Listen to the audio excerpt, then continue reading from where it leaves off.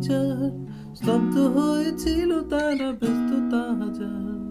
তাই জেনে খেয়াল পিছনে দেয়াল, যে যেমন সে নিচ্ছি মেনে নাম দিয়ে কপাল।